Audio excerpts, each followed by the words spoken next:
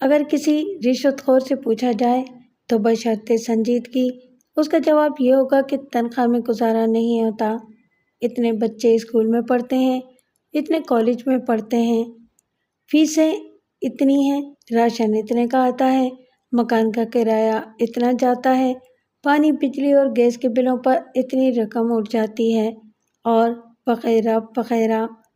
وقتی طور پر وہ سوال کرنے والے کو قائل کر دیتا ہے، لیکن یہ فریب کی باتیں ہیں۔ جب وہ رشوت کے مال سے کروڑوں کی جائیداد بنا لیتا ہے اور اس کی اولاد شاندار بنگلوں اور جدید کاروں میں دندنانے لگتی ہے تو وہ اس وقت بھی رشوت لینے سے باز نہیں آتا۔ یعنی معاشی تنگی کا عذر گناہ بدتر از گناہ ہے۔ سوال یہ ہے کہ کیا ایک اینٹیں ڈھونے والا مزدور معاشی تنگی کا شکار نہیں ہے؟ کیا فٹ پاتھ پر جوتے پالش کرنے والے کو آمدنی کم نہیں لگتی ہے؟ کیا جنگلوں میں نہریں کھودنے والے مزدور کا خاندان تنگی میں گزارا نہیں کرتا؟ کیا سرحدوں کی حفاظت کرنے والے سپاہی کو بہت بڑی تنخواہ ملتی ہے؟ تنگ دست تو یہ لوگ بھی ہیں۔ اگر معمولی تنخواہ پانے والے رشوت خور کا عذر جائز ہے تو پھر ان لوگوں کے لیے بھی رشوت کا کوئی نہ کوئی راستہ کھولنا چاہیے۔ عبدالقیوم شاہ صاحب نے اس بار بھی ایک ایسے ہی معاشرتی مسئلے پر قلم اٹھایا ہے جو ہمارے معاشرے کو گھن کی طرح چاٹ رہا ہے۔ السلام علیکم لسنر، آئیے عبدالقیوم شاہ صاحب کی ایک نئی کرائم اسٹوری سنتے ہیں جس کا عنوان ہے خانہ برانداز۔ تو آئیے شروع کرتے ہیں۔ چور اناڑی معلوم ہوتا تھا، اگر اناڑی نہ ہوتا تو رات کے 12 بجے چوری کی غرض سے بنگلے میں داخل نہ ہوتا۔ 600 گز پر بنے ہوئے اس بنگلے کے اندر زیادہ تر تاریکی پھیلی ہوئی تھی، صرف گیٹ اور پورچ کی بتیاں روشن تھیں۔ چور بنگلے کی غربی دیوار پھاند کر اندر داخل ہوا تھا۔ اس حصے میں ایک خالی پلاٹ تھا اور پلاٹ سے تقریباً 100 گز دور جھگیاں بنی ہوئی تھیں جن کا سلسلہ دور تک پھیلا ہوا تھا۔ چور باغیچے سے گزر کر عمارت کے قریب پہنچا اور موتیے کے پودے کی آڑ میں بیٹھ کر سنگن لینے کی کوشش کرنے لگا۔ وہ دراز قد اور خوش شکل نوجوان تھا، پڑھا لکھا بھی تھا۔ اس کا اناڑی پن اس بات سے بھی ظاہر ہوتا تھا کہ اس نے سفید پتلون اور لیدر شوز پہن رکھے تھے۔ سفید پتلون کی وجہ سے وہ تاریکی میں بھی نظر آ سکتا تھا اور لیدر شوز کی وجہ سے وہ تیز دوڑ نہیں سکتا تھا۔ موتیے کے پودے کے نیچے بیٹھے ہوئے اس کا خیال اس واقعے کی طرف مبذول ہو گیا جس کی وجہ سے وہ چوری کرنے پر مجبور ہو گیا تھا۔ اس کا نام اسرار احمد تھا۔ وہ ایک غریب سرکاری افسر کا بیٹا تھا۔ اس کا باپ غریب اس لیے تھا کہ وہ رشوت نہیں لیتا تھا۔ اس بات پر گھر میں جھگڑا ہوتا رہتا تھا۔ باپ کا نام شرف الدین تھا۔ وہ ان پرانے اور وفادار لوگوں میں سے تھا جو اب خال خال رہ گئے ہیں۔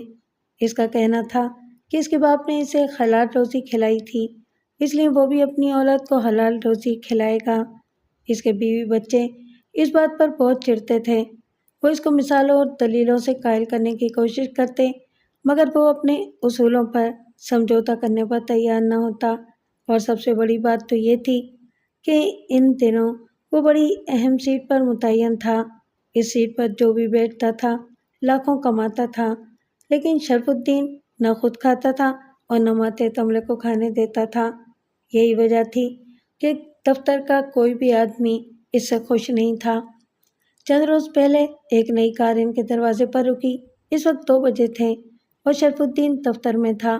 کار نشین ایک صاحب حیثیت شخص معلوم ہوتا تھا۔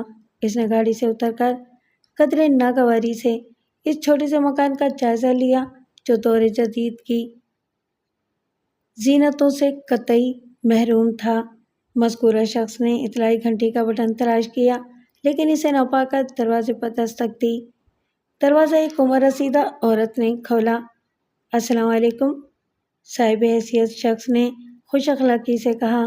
میرا نام سردار علی ہے، میں مسز شرف الدین سے ملنا چاہتا ہوں۔ کیا کام ہے آپ کو؟ میں مسز شرف الدین ہوں۔ سردار علی مسز شرف الدین کا حلیہ دیکھ کر دل میں ہنسا۔ اتنے بڑے افسر کی بیوی کو ढंग के कपड़े भी नसीब नहीं थे।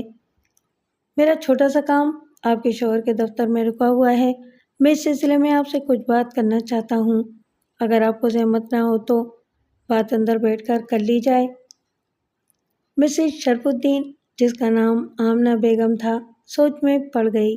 इस शख्स का वहाँ आना जाहिर करता था कि इसके काम में कोई गड़बड़ थी और शरफुद्दीन ने इसकी फाइल रोकी हुई थी। आमना बेगम अंदर आ गई और अपने नौजवान बेटे इसरार अहमद से कहा कि वो मेहमान को ड्राइंग रूम में बिठाए। कैसा मेहमान है? इसरार अहमद ने पूछा। इसने अपना नाम सरदार अली बताया है। तुम्हारे अब्बा के दफ्तर में इसका कोई काम रुका हुआ है। शायद वो हमसे सिफारिश करवाना चाहता है और सिफारिश मुफ्त में नहीं होगी। इसरार अहमद ने सर हिलाते हुए कहा।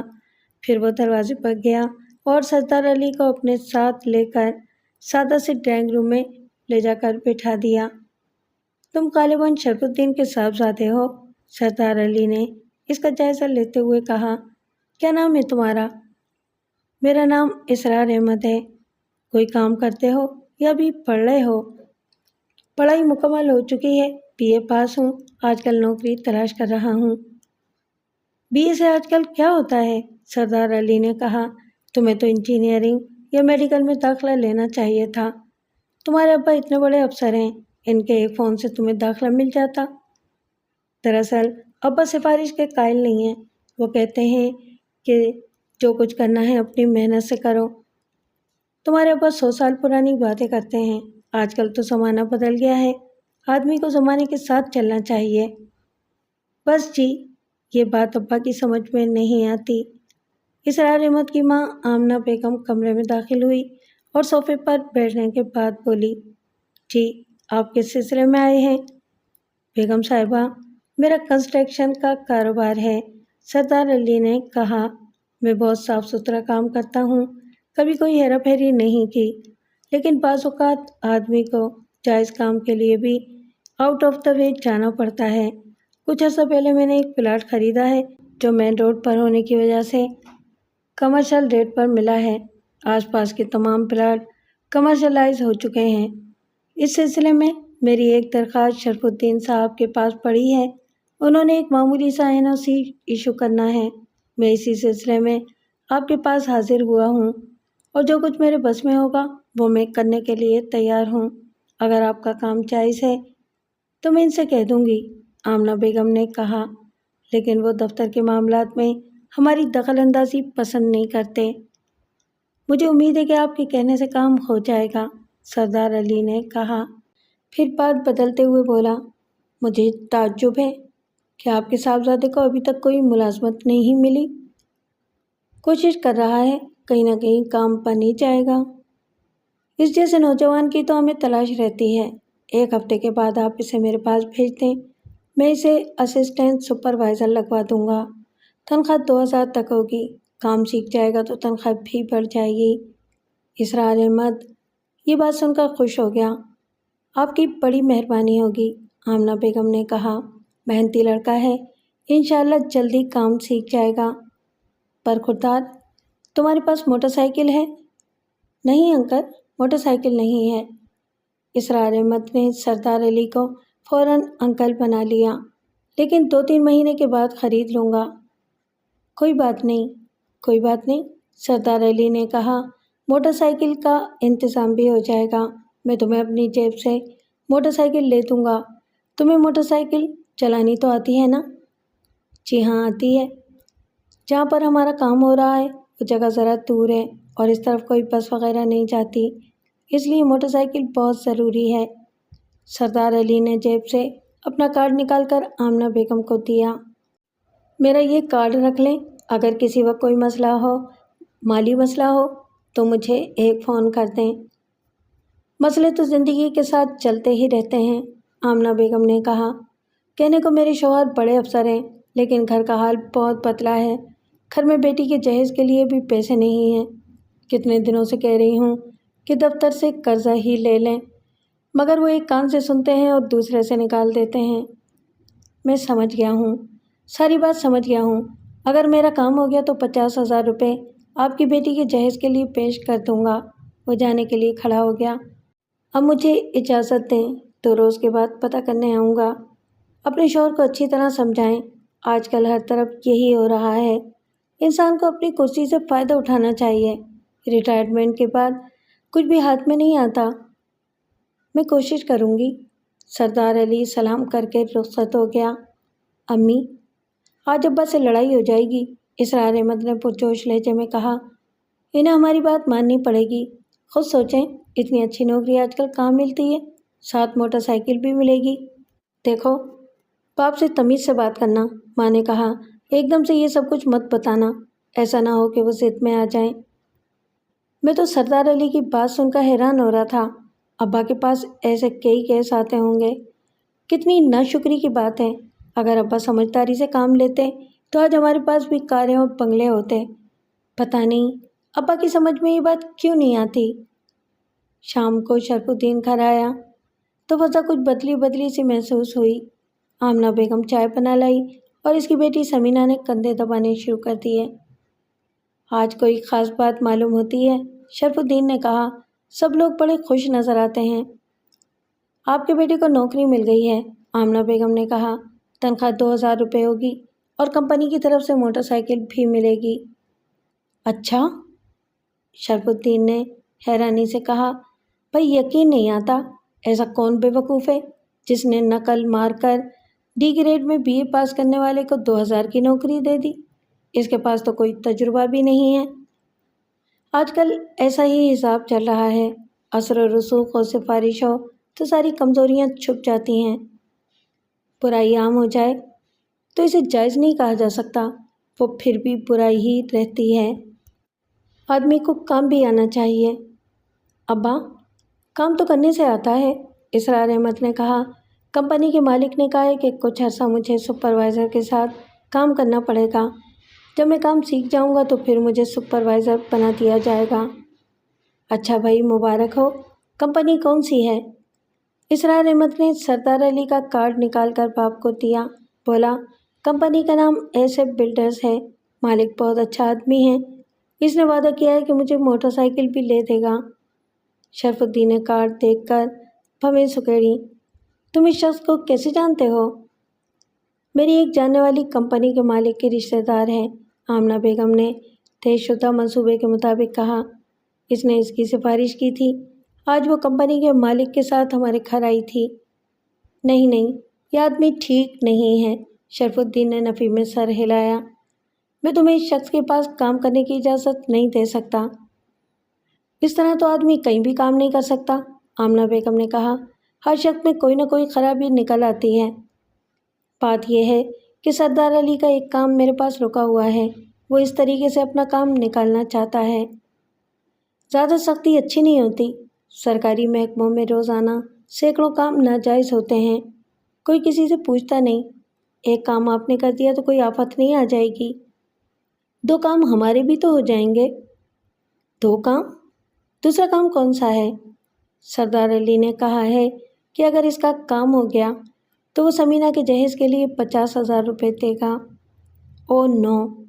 شرف الدین چونک کر بولا، یہ تو سراسر رشوت ہے، ایسا نہیں ہو سکتا۔ اس شخص کو میرے گھر میں داخل ہونے کی جرأت کیسے ہوئی؟ ابا، اس دفعہ آپ کی بات نہیں چلے گی، اسرار احمد نے کہا۔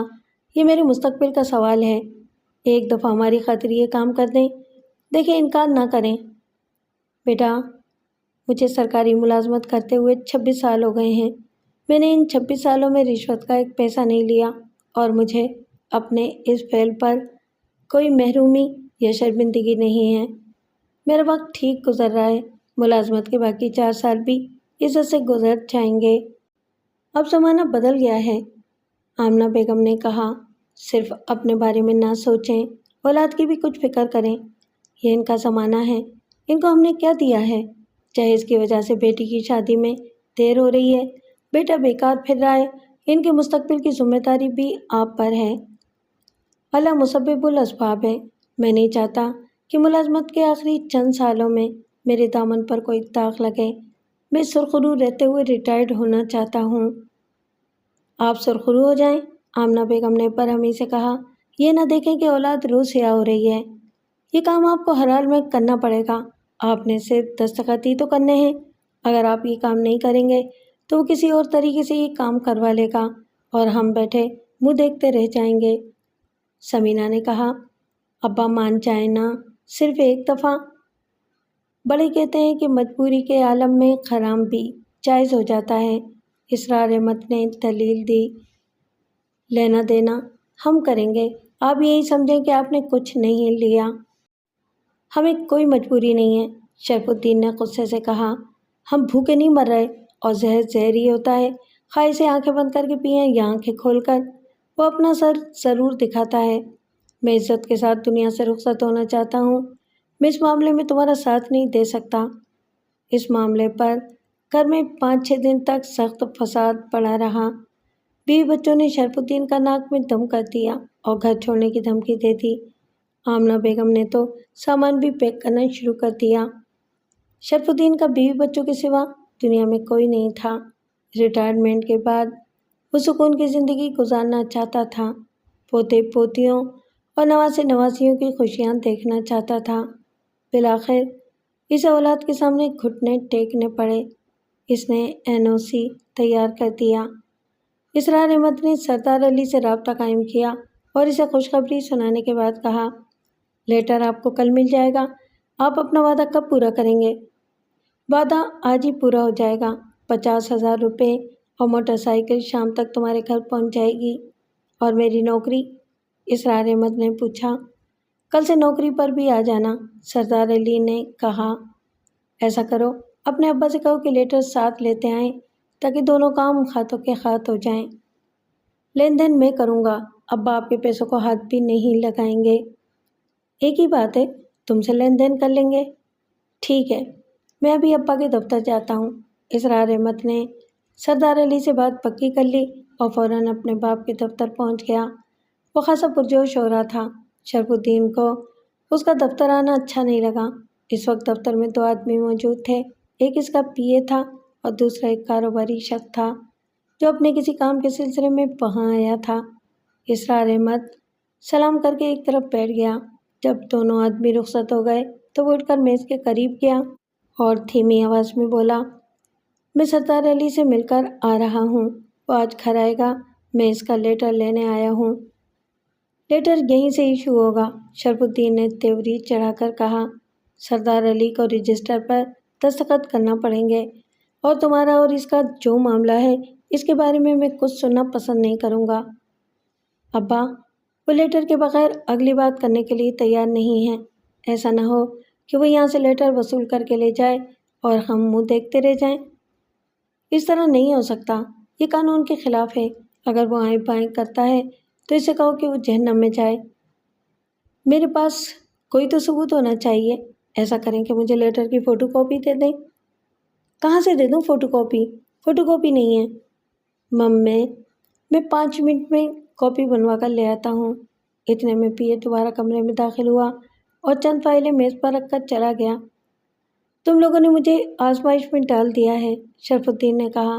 میں نے خود کو کبھی اتنا کمزور محسوس نہیں کیا جتنا آج کر رہا ہوں۔ کتنی دیر میں واپس آؤ گے؟ زیادہ سے زیادہ 5-6 منٹ لگیں گے۔ شرف الدین نے فائلوں کے ڈھیر سے ایک فائل نکالی، اس میں سے لیٹر نکال کر خاکی لفافے میں ڈالا اور فائل کو احتیاطاً دراز میں رکھ دیا۔ اسرار احمد لفافہ لے کر دفتر سے نکل گیا۔ شرف الدین سر پکڑ کر بیٹھ گیا۔ اچانک ایک عجیب سا خوف اس کے دل و وجود پر مسلط ہونے لگا تھا۔ سر، آپ کی طبیعت تو ٹھیک ہے؟ اس نے ہاتھ اٹھا کر دیکھا تو اپنے PA کو میز کے قریب کھڑے پایا۔ اسے اس کے اندر داخل ہونے کی بالکل خبر نہیں ہوئی تھی۔ اس نے محسوس کیا کہ PA عجیب سی نظروں سے اس کو دیکھ رہا تھا، جیسے کہہ رہا ہو، آخر اولاد کے سامنے جھک گئے نا۔ کیا بات ہے حفیظ؟ اس نے اپنے خیالات چھٹکتے ہوئے کہا۔ تم نے کچھ کہا؟ سر، میں نے آپ کی طبیعت پوچھی ہے۔ کیا میں بیمار لگ رہا ہوں؟ جی ہاں، کچھ ایسا ہی لگتا ہے، PA نے کہا۔ آپ کا چہرہ زرد ہو رہا ہے۔ شرف الدین نے محسوس کیا کہ PA طنز کر رہا تھا، شاید اسے سب کچھ معلوم ہو گیا تھا۔ شٹ اپ، اس نے غصے سے کہا۔ جاؤ جا کر اپنی آنکھیں ٹیسٹ کراؤ، اور سنو، میرے سر میں درد ہو رہا ہے، سر درد کی 2 گولیاں اور چائے بھجوا دو۔ اور اب کسی کو اندر مت بھیجنا۔ پی اے یس سر کہتا ہوا واپس چلا گیا۔ تھوڑی دیر کے بعد اسرار احمد واپس آیا اور اوریجنل لیٹر والا لفافہ میز پر رکھ کر واپس جانے لگا۔ شرف الدین کو یوں لگ رہا تھا جیسے اس نے اپنے ڈیتھ وارنٹ پر دستخط کر دیے ہوں۔ ٹھہرو، اس نے بیٹے سے کہا، میرا خیال ہے کہ جو کچھ ہو رہا ہے غلط ہو رہا ہے۔ فوٹو کاپی واپس کر دو، مجھے سوچنا پڑے گا۔ سردار علی سے کہنا کہ 2 روز ٹھہر جائے۔ لیکن وہ کاپی تو میں دکان پر ہی چھوڑ آیا ہوں، اسرار احمد نے جھوٹ بولا۔ میں نے سوچا کہ یہاں کوئی دیکھ نہ لے۔ احمد، یہ کانفیڈینشیل لیٹر ہے، ایسے تھوڑا ہی چھوڑ آیا ہوں، اسرار احمد نے دوسرا جھوٹ بولا۔ لفافے میں بند کر کے اور پن لگا کر آیا ہوں، آپ فکر نہ کریں۔ میں سردار علی سے کہہ دوں گا کہ 2 دن انتظار کرے اور میں اس کاپی کو سنبھال کر رکھوں گا۔ اتنے میں چپراسی چائے اور پیراسیٹامول کی گولیاں لیے ہوئے کمرے میں داخل ہوا اور باپ بیٹے کی بات چیت ادھوری رہ گئی۔ سردار احمد موقع غنیمت جان کر اس دفتر سے نکل گیا۔ شرف الدین نے گولیاں چائے کے ساتھ نگل لیں اور خاکی لفافے کو کھولنے لگا۔ اسے قرآن کی ایک آیت یاد آئی جس کا مفہوم یہ تھا کہ تمہاری بیویوں اور اولادوں میں سے بعض تمہارے لیے امتحان ہیں، بس ان سے بچ کر رہو۔ وہ کافی دیر تک اس حکم خداوندی پر غور کرتا رہا۔ بالآخر اس نے لفافے میں سے لیٹر نکال کر اس کے ٹکڑے ٹکڑے کر کے ردی کی ٹوکری میں پھینک دیے۔ اس نے سوچا کہ گھر پہنچ کر وہ بیٹے سے فوٹو کاپی لے کر اسے بھی ضائع کر دے گا، مگر اسے معلوم نہیں تھا کہ تیر کمان سے نکل چکا تھا۔ ٹھیک 4:30 بجے سردار علی نے شرف الدین کے دروازے پر دستک دی۔ اسرار احمد اور دیگر گھر والے بڑی شدت سے اس دستک کا انتظار کر رہے تھے۔ اسرار جلدی سے دروازے پر پہنچا۔ اس کی توقع کے عین مطابق باہر سردار علی کھڑا تھا۔ اس کے ساتھ ایک نوجوان شخص بھی تھا جو ایک نئی یاماہا موٹر سائیکل کے پاس کھڑا تھا۔ لو بیٹا، پہلے اپنی موٹر سائیکل چیک کر لو، سردار علی نے کہا، پھر اندر بیٹھ کر بات چیت ہوگی۔ اسرار احمد نے موٹر سائیکل اسٹارٹ کر کے دیکھی اور بولا، ونڈرفل، بہت اچھی بائک ہے، اسے اندر کھڑا کر دو، سردار علی نے کہا، چند روز کے اندر اس کے کاغذات بھی تیار ہو جائیں گے۔ اسرار احمد نے موٹر سائیکل اندر کھڑی کر دی اور سردار علی کو ڈرائنگ روم میں لے گیا۔ جو نوجوان موٹر سائیکل چلا کر لایا تھا وہ ٹہلتا ہوا کار کی طرف چلا گیا۔ تشریف رکھیں، اسرار احمد نے کہا اور جیب سے لیٹر کی فوٹو کاپی نکال کر سردار علی کو تھمائی۔ یہ آپ کے لیٹر کی کاپی ہے، اوریجنل آپ کو دفتر سے مل جائے گا۔ سردار علی لیٹر لے کر اس کا معائنہ کرنے لگا۔ لیٹر تو ٹھیک ہے، مگر تم نے اوریجنل لانے کا وعدہ کیا تھا۔ سردار علی نے لیٹر طے کر کے جیب میں رکھ لیا۔ مجھے دفتر کے رولز ریگولیشنز کا علم نہیں تھا، آپ کو رجسٹر میں دستخط بھی کرنے پڑیں گے۔ خیر کوئی بات نہیں، تم کہتے ہو تو مان لیتا ہوں۔ تھوڑی دیر بعد آمنہ بیگم بھی کمرے میں آ گئی اور سلام کرنے کے بعد پوچھا، لیٹر دیکھ لیا آپ نے؟ ٹھیک ہے؟ بالکل ٹھیک ہے، لیکن افسوس کہ مجھے پہلے اس راستے کا خیال نہیں آیا۔ یہ کام اتنی آسانی سے نہیں ہوا، آمنہ بیگم نے کہا۔ کچھ نہ پوچھیں کہ اس کے لیے ہمیں کیا کچھ کرنا پڑا۔ 1 ہفتے تک گھر میں ہنگامہ ہوتا رہا۔ سمینہ چائے اور کھانے پینے کی کچھ چیزیں لے آئی۔ آمنہ بیگم سردار علی کے ہاتھوں کی طرف دیکھ رہی تھی کہ کب وہ ہاتھ بریف کیس سے نوٹوں کی کٹیاں نکالتے ہیں۔ سردار علی اس کی نظروں کا مفہوم سمجھتے ہوئے بولا، بیگم صاحبہ اطمینان رکھیں، میں پیسے لانا نہیں بھولا۔ تاہم چہرے سے وہ کچھ متذبذب لگ رہا تھا۔ تقریباً 20 منٹ کے بعد باہر سے گاڑی کے ہارن کی آواز سنائی دی۔ اس کے ساتھ ہی سردار علی نے بریف کیس سے نوٹوں کی گڈیاں نکال کر میز کے اوپر رکھ دیں۔ وہ 100 روپے والے نوٹوں کی 5 گڈیاں تھیں۔ یہ پورے 50,000 ہیں، اس نے اٹھتے ہوئے کہا، ان کو سنبھال لیں اور مجھے اجازت دیں۔ وہ دروازے کی طرف بڑھا ہی تھا کہ دروازے کی دوسری جانب قدموں کی چاپ سنائی دی اور شرف الدین نے اندر قدم رکھا۔ اس نے ناگواری سے اس کی طرف دیکھا اور اس کے سلام کا جواب دیے بغیر اپنے بیٹے کی طرف بڑھا۔ اسے امید تھی کہ اسرار احمد نے حسب وعدہ سردار علی کو 2 दिन के लिए टाल दिया होगा। वो लेटर की फ़ोटो कॉपी कहाँ है? शरफुद्दीन ने बेटे से पूछा, लेकिन कबल इसके कि इसरार अहमद कोई जवाब देता, दरवाज़ा पुरशोर आवाज़ के साथ खुला और 5-6 आदमी धड़ धड़ करते हुए अंदर दाखिल हुए। हम एंटी करप्शन के आदमी हैं, इनमें से एक ने कहा। कोई शख्स कमरे से बाहर जाने की कोशिश ना करे। इसने तेज़ी से चारों तरफ नजरें दौड़ाईं और नोटों की गड्डियों से कपड़ा उतारकर एक तरफ फेंक दिया। मिस्टर शरफुद्दीन, मैं इंस्पेक्टर सरफराज हूँ। ये रकम कहाँ से आई है?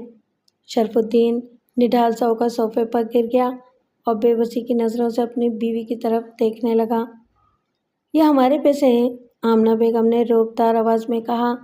मैंने अपनी बेटी का जहेज खरीदने के लिए मंगवाए हैं। आपको इस तरह हमारे घर में दाखिल नहीं होना चाहिए था। इंस्पेक्टर सरफराज ने इसकी बात को नज़रअंदाज करते हुए अपने एक मातहत से कहा, ज़रा बेगम साहिबा के सामने नोटों के नंबर तो चेक करें। मातहत ने अपने बैग से एक रजिस्टर निकाला और गड्डियों के ऊपर वाले नोटों के नंबर रजिस्टर में लिखे हुए नंबरों से मिलाकर आमना बेगम को चेक करवाने लगा। नोटों के नंबर रजिस्टर में दर्ज नंबरों से टैली कर रहे थे। बेगम साहिबा, ये छापा हमने सरदार अली बिल्डर की रिपोर्ट पर मारा है, इंस्पेक्टर ने कहा। सरदार अली ने रिपोर्ट की थी कि आप किशोर ने एक छोटे से काम के 50,000 रुपये बतौर रिश्वत तलब किए हैं और सबूत आपके सामने हैं। समीना ने सोफे पर बैठकर रोना शुरू कर दिया। इसरार अहमद फटी फटी नज़रों से वो सब कुछ देख रहा था। इसने ड्राइंग रूम के खुले हुए दरवाजे से देखा कि एक शख्स मोटरसाइकिल निकालकर बाहर ले जा रहा था। ये वही शख्स था जो सरदार अली के साथ मोटरसाइकिल लेकर आया था। इंस्पेक्टर ने मोटरसाइकिल का कोई जिक्र नहीं किया था। इसने मुख्तसर सी कार्रवाई के बाद शरफुद्दीन से कहा, आप ज़ेर हिरासत हैं, हमारे साथ चलने के लिए तैयार हो जाएं। चलें। शरफुद्दीन ने मशीनी अंदाज में दोनों हाथ आगे कर दिए। वो हथकड़ी लगाए जाने की तवक्को कर रहा था। हथकड़ी की ज़रूरत नहीं है, इंस्पेक्टर ने कहा। मैं नहीं चाहता कि आपके महल्ले वाले ये मंजर देखें। नूर अहमद, इनको साथ ले जाओ, मैं अभी आता हूँ। शरफुद्दीन ने इस सारी कार्रवाई के दौरान एक लफ्ज़ भी मुँह से नहीं निकाला था। यूँ लगता था कि इसकी ज़बान गूंग हो गई थी। वो खामोशी से उठा और नूर अहमद नामी अहलकार के हमरा घर से निकल गया। इसका सर झुका हुआ था और चेहरे पर ऐसे कर्ब के आसार थे जो लाखों चीखों से भी बढ़कर थे। इंस्पेक्टर ने इसरार अहमद के कंधे पर हाथ रखते हुए पूछा, क्या नाम है तुम्हारा? मेरा नाम इसरार अहमद है। तुम शर्फ साहब के बेटे हो? इंस्पेक्टर ने पूछा और इस बात में जवाब पाकर बोला, कल सुबह थाने आ जाना, तुम्हारे साथ कुछ बातचीत करेंगे। चंद लम्हों के बाद वहाँ सन्नाटा छा गया। वो सब एक दूसरे से नजरें चुरा रहे थे। सरदार अली सांप बनकर इन सबको डस गया था। अब ये अंदाज़ा लगाना मुश्किल नहीं था कि सब कुछ एक मंसूबे के तहत किया गया था। वो जाल एक ऐसे शरीफ आदमी को फांसने के लिए फैलाया गया था जिसने कभी एक पैसा भी रिश्वत नहीं ली थी। वो दुश्मन के जाल में कभी न फंसता अगर अपने दुश्मन के साथ ताबुन न करते। अगली सुबह इसरार अहमद थाने पहुंचा तो इंस्पेक्टर सरफराज पहले से वहां मौजूद था। तुम्हारे बाप को तो सांप सूंघ गया है, उसने इसरार अहमद से कहा। कोई बात ही नहीं करता, 100 बातों के जवाब में सिर्फ एक बात कहता है, मैं मुजरिम हूँ, मुझे सज़ा मिलनी चाहिए। मैं अब्बा से मिल सकता हूँ? इसरार अहमद ने पूछा। आओ मेरे साथ, इंस्पेक्टर ने कहा और इसे हवालात के दरवाजे पर ले गया। इसरार अहमद अपने बूढ़े बाप को देखकर दंग रह गया। इस एक रात में इसकी उम्र 10 साल बढ़ गई थी। वो दीवार के साथ टेक लगाए सामने वाली दीवार को घूर रहा था। इसकी आंखों के गिर्द हल्के पड़े हुए थे और जबड़ों की हड्डियां उभरी हुई नजर आ रही थीं। चेहरे पर तारीकी छाई हुई थी। वाज़ेह तौर पर वो सारी रात सोया नहीं था। अब्बा, मैं इसरार हूँ, आपने नाश्ता कर लिया है? दरवाजे पर मुतय्यन सिपाही ने कहा। ये तुम्हारा अब्बा न किसी से बात करता है और न कुछ खाता पीता है। नाश्ता अभी भी इधर पड़ा होगा। तुम्हें चाहिए था कि घर से खाना लेकर आते। अब्बा, होटल से खाना ले आऊँ? शरफुद्दीन कुछ नहीं बोला, न इसके जिस्म में कोई हरकत पैदा हुई। वो किसी बुत की तरह अपनी जगह पर बैठा था। इसरार अहमद ने इसे कई दफ़ा बुलाने की कोशिश की مگر ناکام رہا۔ انسپکٹر سرفراز اسے بازو سے پکڑ کر واپس لے گیا۔ اسرار احمد: میں نہیں چاہتا کہ تمہارے بوڑھے باپ کو سزا ہو، اس نے کہا۔ ابھی معاملہ میرے ہاتھ میں ہے، میں نے ابھی تک پکی کارروائی نہیں کی۔ اگر تم اپنے باپ کو بچانا چاہتے ہو تو کل تک 25,000 روپے کا انتظام کر کے لے آؤ۔ ہمارے گھر میں اتنے پیسے نہیں ہوں گے، اسرار احمد نے کہا۔ سچی بات یہ ہے کہ میرے والد نے کبھی رشوت نہیں لی۔ یہ بات چھوڑو، ہم ایسی باتیں بہت سنتے رہے ہیں، انسپکٹر نے سخت لہجے میں کہا۔ اگر تمہیں اپنے بوڑھے باپ سے کچھ ہمدردی ہے تو جا کر پیسوں کا انتظام کرو۔ 25,000 سے ایک پیسہ کم نہیں ہونا چاہیے۔ اگر تمہارے باپ کو سزا ہو گئی تو تم سب کے منہ کالے ہو جائیں گے۔ میں کل صبح 10 بجے تک تمہارا انتظار کروں گا، اس کے بعد قانونی کارروائی شروع ہو جائے گی۔ کچھ کم کریں، آپ کی بڑی مہربانی ہوگی۔ بچو، رشوت لیتے وقت کم کرنے کا خیال نہیں آیا تھا؟ خود تو 50,000 لیتے ہو اور دیتے وقت 25 بھی زیادہ ہیں۔ جاؤ، گھر میں بہت زیور ہوگا، وہ کس دن کام آئے گا۔ اسرار احمد چپ چاپ وہاں سے رخصت ہو گیا۔ نصف گھنٹے کے بعد وہ سر جھکائے گھر میں داخل ہوا۔ کیا ہوا؟ ماں نے پوچھا۔ کیا خبر لائے ہو؟ پولیس نے تمہارے ابا پر تشدد تو نہیں کیا؟ ابا خود ہی اپنے اوپر تشدد کر رہے ہیں، اسرار احمد نے افسردہ لہجے میں کہا۔ انہوں نے رات سے کچھ نہیں کھایا، کسی سے بات بھی نہیں کرتے، شاید ساری رات سوئی بھی نہیں۔ میں نے ان سے بات کرنے کی کوشش کی مگر وہ کچھ نہیں بولے۔ اب کیا ہوگا؟ اسرار احمد گہرا سانس لیتے ہوئے بولا۔ انسپکٹر نے 25,000 روپے مانگے ہیں، ابھی اس نے پکی کارروائی نہیں کی۔ اس نے کہا ہے کہ اگر ہم کل صبح تک 25,000 روپے دے دیں تو وہ کیس درج نہیں کرے گا۔ گھر میں تو 2,000 روپے بھی نہیں ہوں گے۔ زیور بیچ دیں۔ زیور بھی زیادہ سے زیادہ 7-8 ہزار کا ہوگا، آمنہ بیگم نے پریشانی سے کہا۔ لیکن کچھ نہ کچھ تو کرنا ہی پڑے گا۔ میں ابا کے دوستوں سے قرضہ لینے کی کوشش کرتا ہوں۔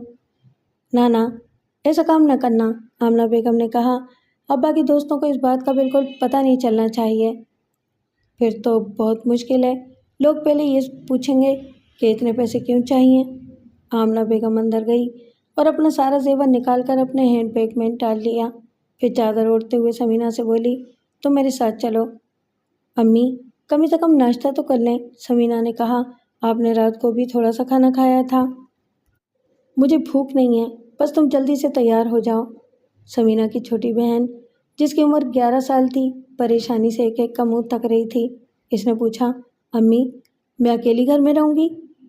ہاں بیٹی، تمہیں اکیلے ہی رہنا پڑے گا، ہم جلدی واپس آ جائیں گے، دعا کرو کام بن جائے۔ امی، مجھے ڈر لگ رہا ہے، میں اکیلی نہیں رہوں گی۔ تم پہلے بھی کئی دفعہ اکیلی رہی ہو، سمینہ نے کہا، ڈرنے کی کیا بات ہے؟ وہ پولیس دوبارہ آ جائے گی، میں اکیلی نہیں رہوں گی، پولیس مجھے پکڑ کر لے جائے گی۔ ٹھیک ہے، تم بھی ساتھ چلو، ماں نے کہا۔ اسرار، تم بھی کہیں سے قرضہ لینے کی کوشش کرو، گھر کو تالا لگا دیتے ہیں۔ اسرار احمد کو کہیں سے قرضہ ملنے کی امید نہیں تھی، لیکن وہ خاموشی سے باہر نکل گیا۔ آمنہ بیگم نے دونوں بیٹیوں کو ساتھ لیا اور مکان کو تالا لگا کر صرافہ بازار کی طرف روانہ ہو گئی۔ ابھی تک کسی کو اس ثانیہ کی خبر نہیں ہوئی تھی۔ پڑوسیوں کو کچھ شک ضرور ہوا تھا مگر کوئی پوچھنے نہیں آیا تھا، اور آمنہ بیگم یہ توقع کر رہی تھی کہ بات پھیلنے سے پہلے ہی پیسوں کا انتظام ہو جائے گا اور اس کا شوہر گھر آ جائے گا۔ صرافہ بازار میں اسے زیورات کی وہ قیمت نہیں ملی جس کی وہ توقع کر رہی تھی۔ درجن بھر دکانوں سے پوچھنے کے بعد اس نے سارا زیور 7,000 روپے میں فروخت کر دیا۔ اس کے بعد اس نے عزیزوں اور رشتہ داروں کے دروازے کھٹکھٹانے شروع کیے۔ شام کو جب وہ گھر پہنچی تو اس کے چہرے پر مایوسی چھائی ہوئی تھی۔ کئی دروازوں پر ذلیل ہونے کے بعد اسے مشکل سے 3,000 روپے قرض مل سکا تھا۔ اسرار احمد اس سے پہلے واپس پہنچ چکا تھا اور دروازے پر تالا ہونے کی وجہ سے گلی میں ٹہل رہا تھا۔ وہ صرف 500 روپے حاصل کر سکا تھا۔ اس کے سینے میں آگ سی سلگ رہی تھی۔ جن دوستوں پر وہ جان چھڑکتا تھا انہوں نے قرضے کا نام سن کر یوں آنکھیں پھیر لی تھیں جیسے کبھی جان پہچانی نہ تھی۔ حالانکہ ان میں سے بعض کھاتے پیتے لوگ تھے اور 5-10 ہزار روپے ان کے لیے کوئی بڑی بات نہیں تھی۔ اسرار احمد کو غصہ آ رہا تھا، اپنے پر، سردار علی پر، پولیس پر، اپنے دوستوں پر، اور پورے معاشرے پر اس کا جی چاہ رہا تھا کہ ان تمام خود غرض لوگوں کو چیر پھاڑ کر رکھ دے، جنہوں نے ان کی پرسکون زندگی میں آگ بھر دی تھی اور جنہوں نے آگ بجھانے میں اس کی مدد نہیں کی تھی۔ اب کیا ہوگا؟ ماں نے پوچھا۔ اچانک اسرار احمد کو خیال آیا کہ کراچی میں روزانہ 20-25 چوری اور ڈکیتی کی وارداتیں ہوتی تھیں اور ان میں ایک واردات کا اضافہ ہونے سے کوئی فرق نہیں پڑے گا۔ آج ایک واردات اور ہوگی اور ضرور ہوگی، اس نے دل میں کہا، پھر اونچی آواز میں بولا، امی آپ فکر نہ کریں، صبح تک پیسوں کا انتظام ہو جائے گا۔ رات کے 10 بجے وہ گھر سے نکل کر ایک فیشنیبل علاقے میں پہنچ گیا اور ان بنگلوں کا جائزہ لیتا ہوا ایک طرف چل پڑا جن کے اندر سے دولت کی مہک آ رہی تھی۔ اس کی جیب میں ایک چاقو، مختلف سائز کے 3 پیچ کس، ایک اسٹیل کی پتری اور چابیوں کے 2 گچھے موجود تھے۔ یہ چیزیں اس نے تالا کھولنے کے لیے جیب میں رکھ لی تھیں۔ اسے کسی ایسے بنگلے کی تلاش تھی جو خالی پڑا ہو یا جس میں کم سے کم افراد ہوں۔ طویل سروے کے بعد اسے ایسا بنگلہ نظر آ گیا جو خالی معلوم ہوتا تھا، کیونکہ اس کے کمروں کی تمام بتیاں بجھی ہوئی تھیں اور گیٹ پر چوکیدار بھی نظر نہیں آ رہا تھا۔ اب وہ اس بنگلے کے باغیچے میں بیٹھا اگلا قدم اٹھانے کے بارے میں سوچ رہا تھا۔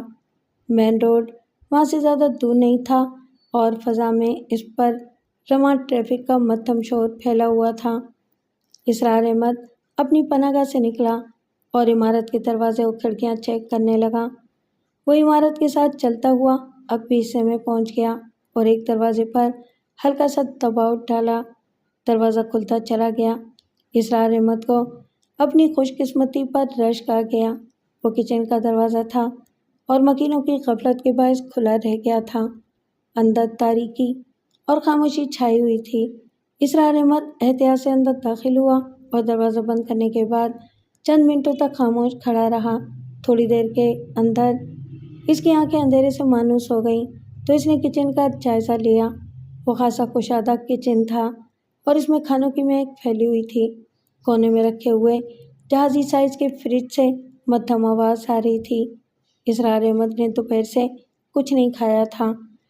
کھانوں کی اشتہا انگیز مہک سے اس کی بھوک چمک اٹھی۔ اس نے فریج کا دروازہ کھول کر دیکھا۔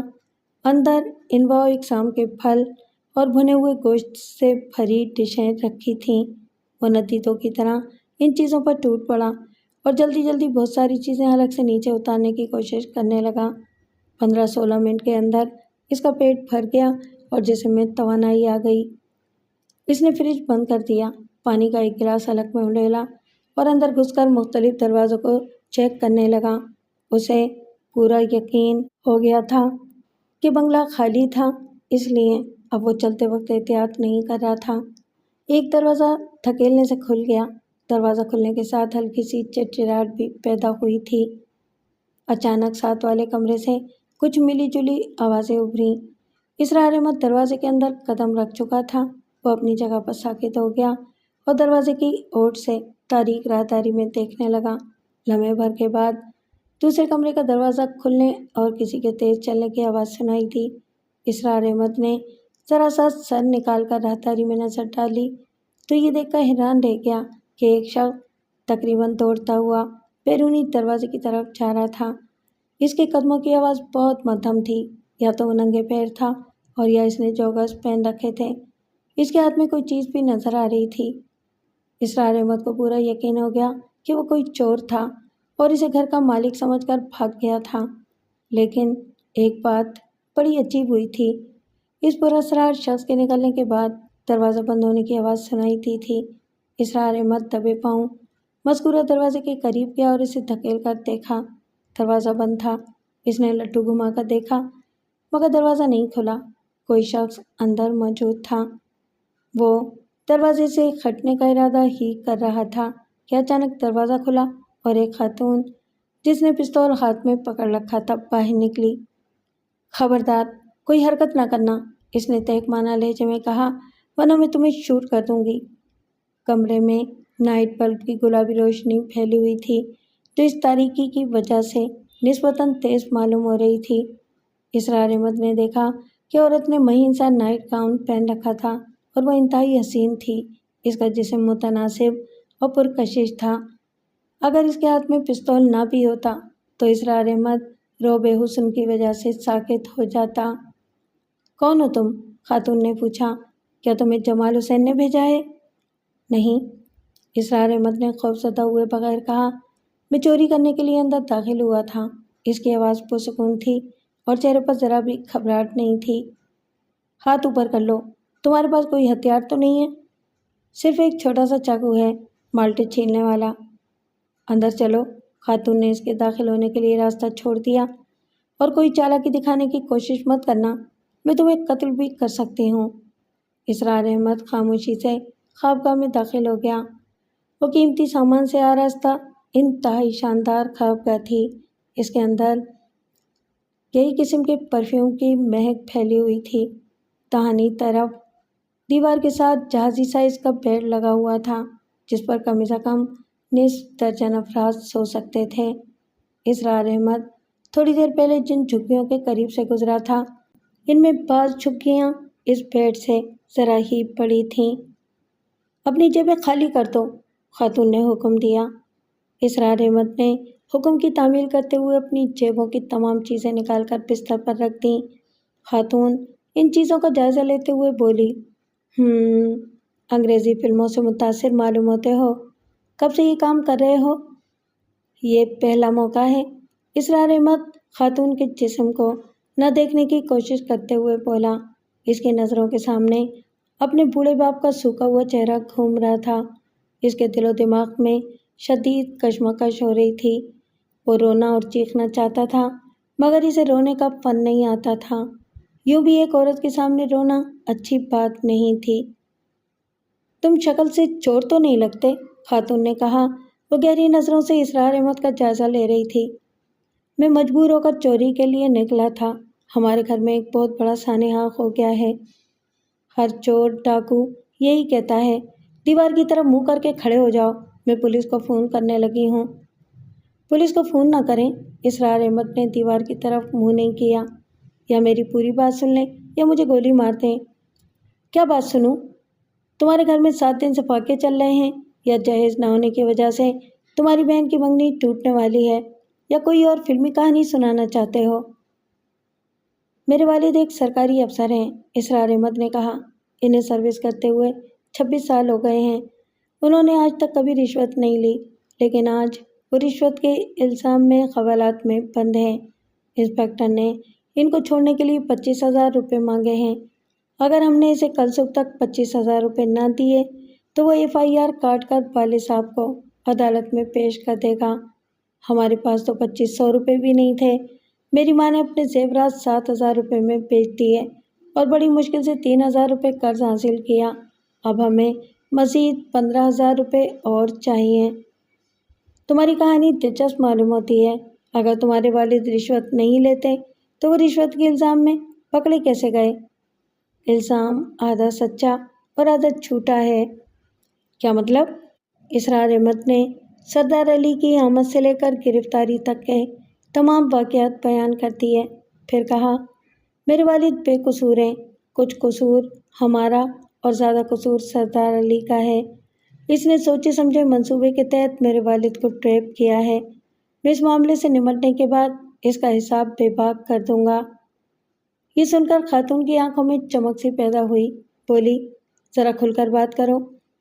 میں اسے زندہ نہیں چھوڑوں گا، خاتون نے آنکھیں گھما کر پوچھا۔ اچھا، اتنی ہمت ہے تمہارے اندر؟ حالات انسان کے اندر ہمت پیدا کر دیتے ہیں۔ تم احمق ہو۔ خاتون کے ہونٹوں پر پہلی دفعہ ہلکی سی مسکراہٹ پیدا ہوئی۔ تم نے اپنے قتل کا ایک گواہ پہلے ہی بنا لیا، اور دوسری بات یہ ہے کہ تم تو خود جیل جانے والے ہو۔ سردار علی کو کیسے قتل کرو گے؟ میرا خیال تھا کہ آپ میرے حالات سننے کے بعد مجھے معاف کر دیں گی، اسرار احمد نے مایوسی سے کہا۔ اب ایسا کریں، مجھے گولی مار دیں، پولیس کو بعد میں بلا لیں۔ میں تمہیں ایک شرط پر چھوڑ سکتی ہوں۔ جی بتائیں۔ ایک آدمی کو قتل کرنا ہے، خاتون نے بڑے اطمینان سے کہا۔ تبھی اسرار احمد کو 2 باتیں یاد آئیں۔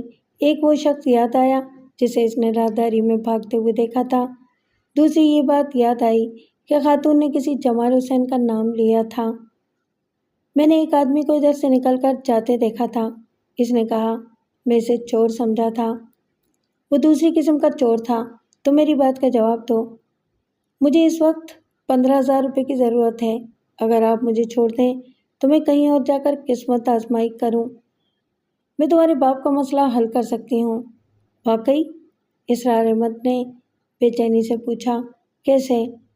وہ میرے ایک فون پر چھوٹ جائے گا۔ ابھی تم میرے بارے میں کچھ بھی نہیں جانتے۔ اگر یہ بات ہے تو میں آپ کا کام کرنے کے لیے تیار ہوں۔ ادھر کرسی پر بیٹھ جاؤ، خاتون نے کہا۔ اینٹی کرپشن کے افسر کا نام کیا بتایا تھا تم نے؟ انسپکٹر سرفراز خان۔ اسرار احمد کرسی پر بیٹھتے ہوئے بولا۔ خاتون بستر پر بیٹھ گئی اور ٹیلی فون اٹھا کر اپنے قریب رکھ لیا۔ اس نے پستول بائیں ہاتھ میں پکڑ لیا اور ایک نمبر ڈائل کرنے لگی۔ تقریباً 3 منٹ کے بعد دوسری طرف سے نیند میں ڈوبی ہوئی آواز سنائی دی۔ برقی صاحب، میں بیگم ثروت جمال بول رہی ہوں، خاتون نے کہا۔ کوئی خواب تو نہیں دیکھ رہے تھے؟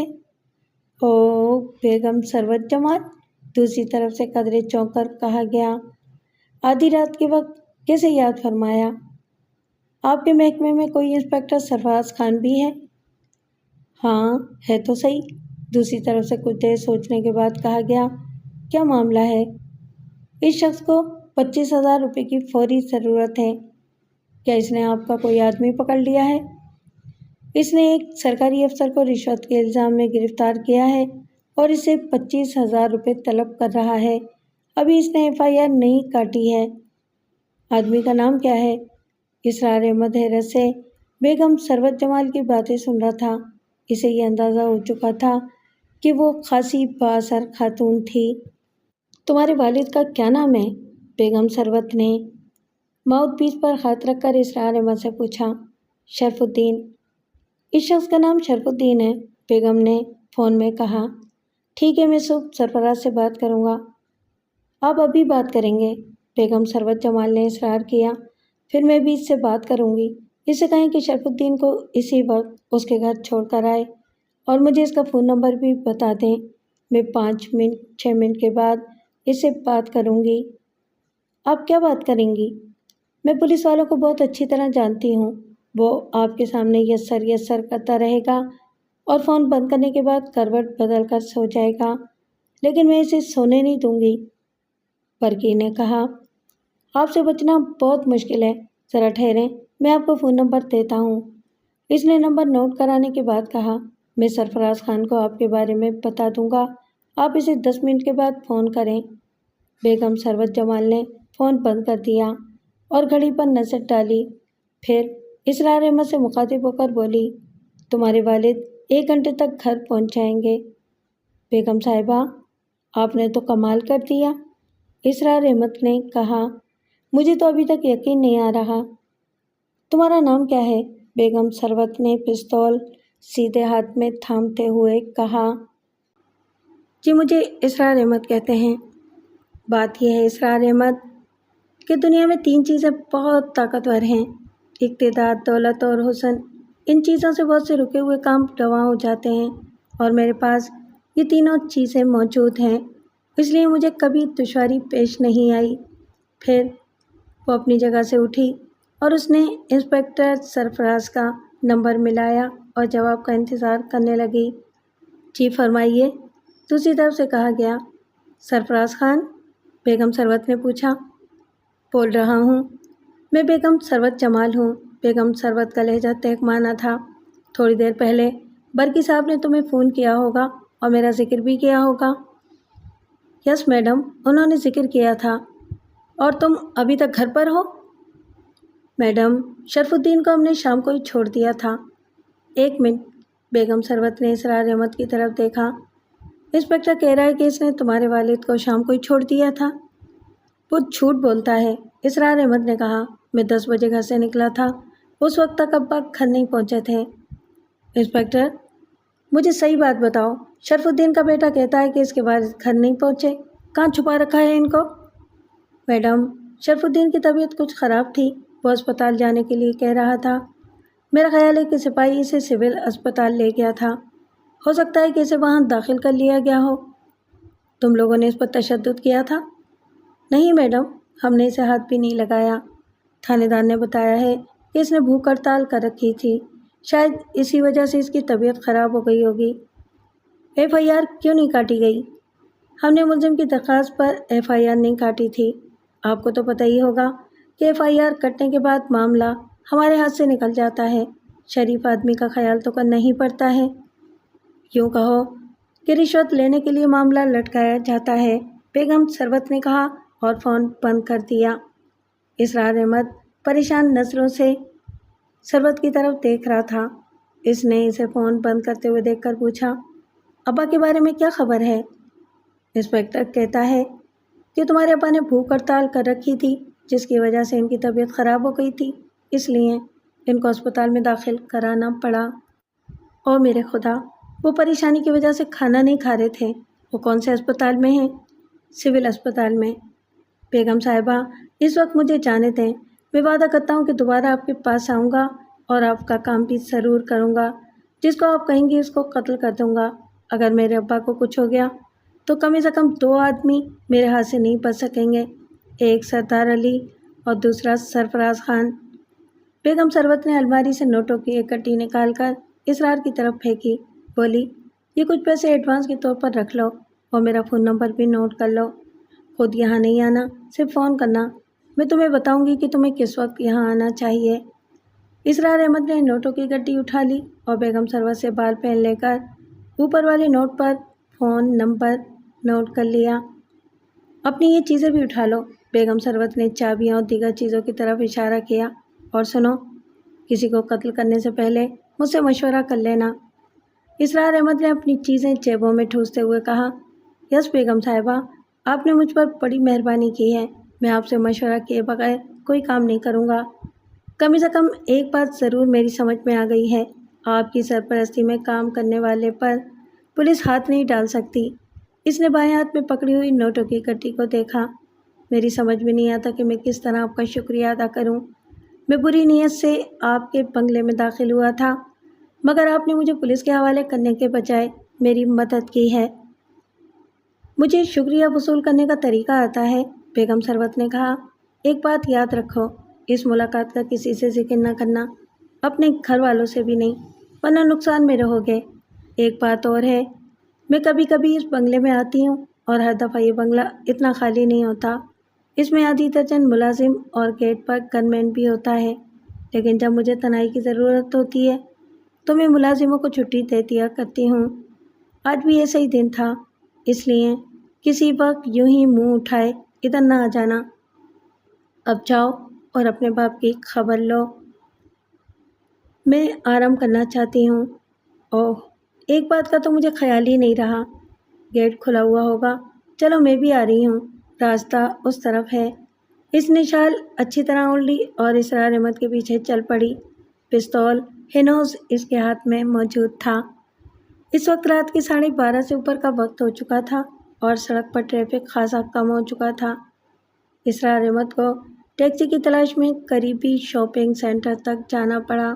اس وقت پولیس کا گشت شروع ہو چکا تھا۔ اسرار احمد ڈر رہا تھا کہ کہیں پولیس اسے روک کر تلاشی نہ لینا شروع کر دے۔ اس کی جیبوں میں جو چیزیں تھیں وہ اسے مشکوک بنا سکتی تھیں۔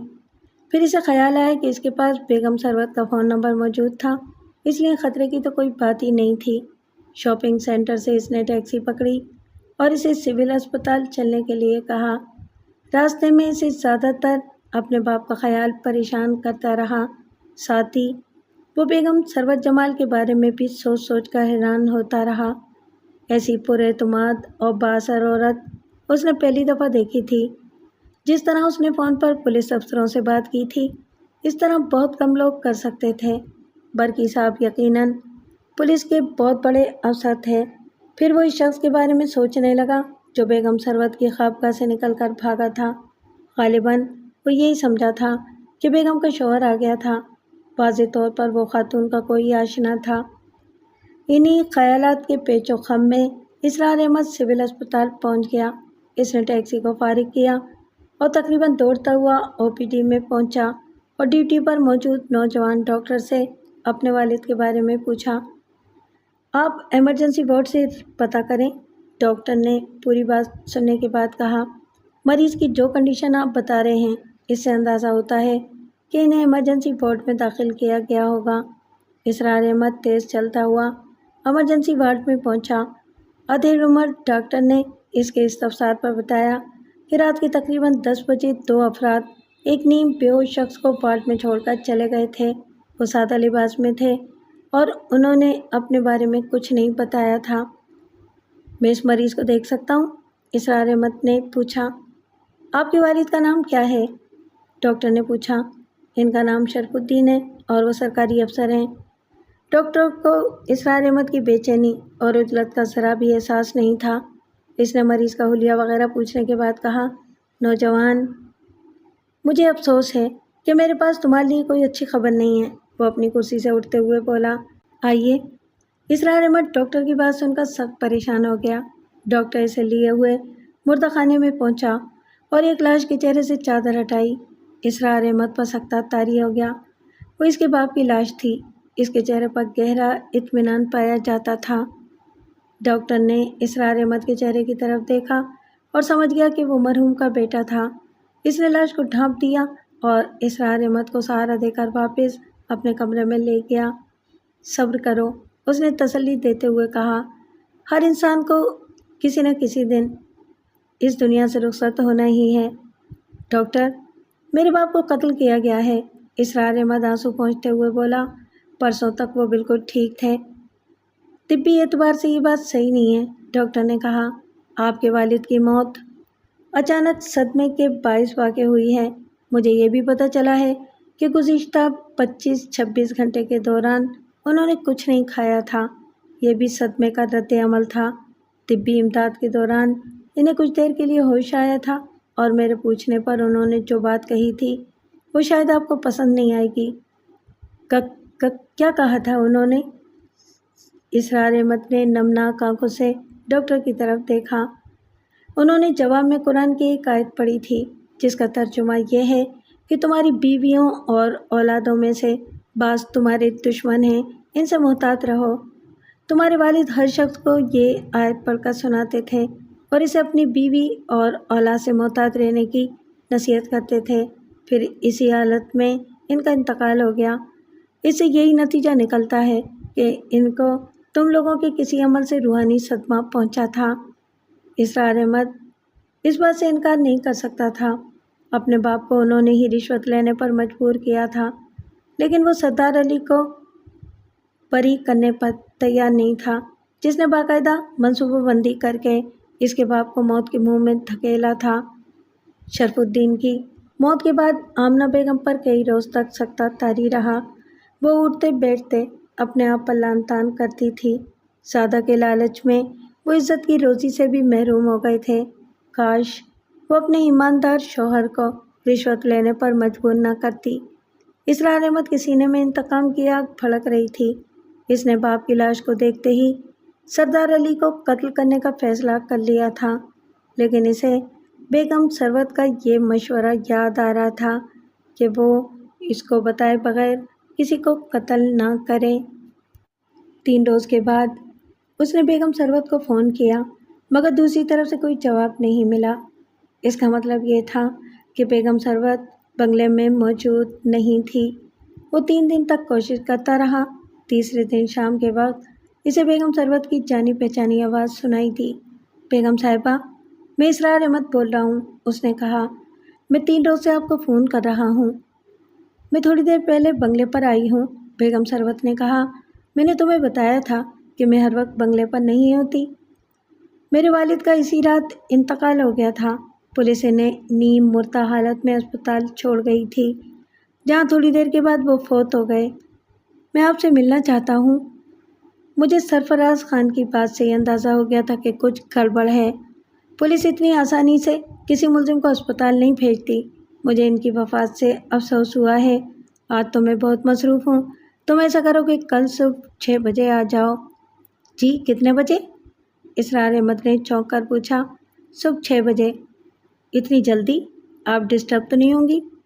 मैं सुबह 5 बजे उठती हूँ और 6 बजे नाश्ता करती हूँ।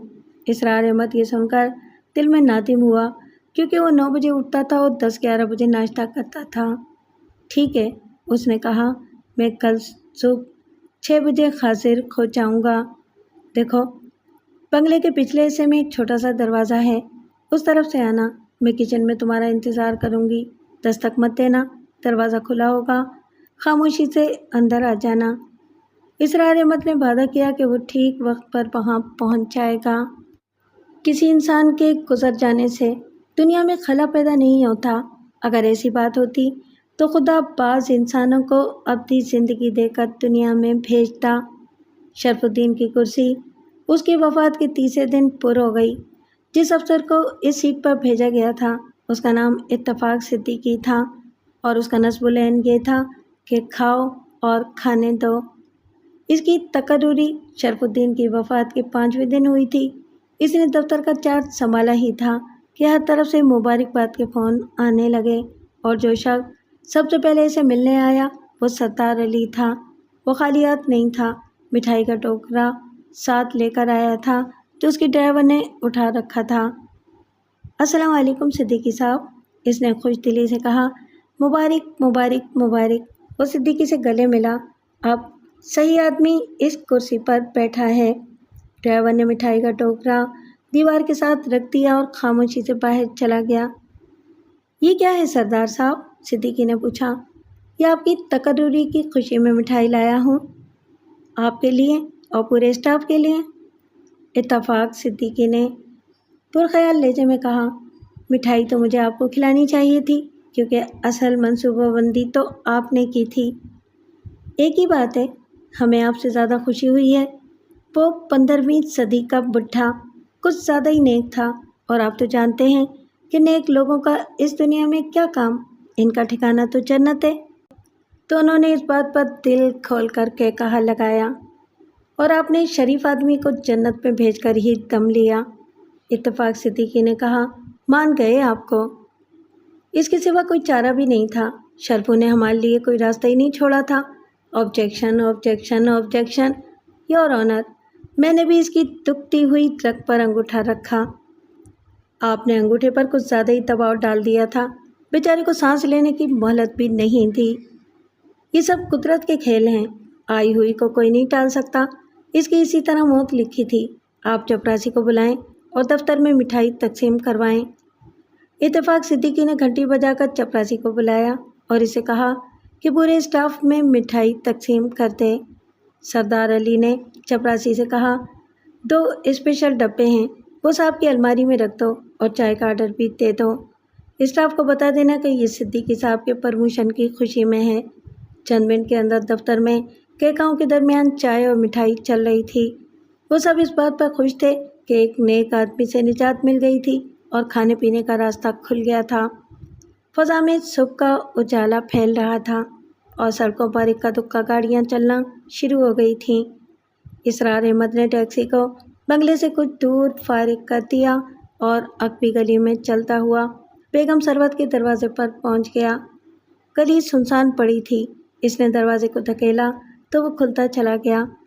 کچن کا دروازہ وہاں سے چند قدم کے فاصلے پر تھا اور بند تھا۔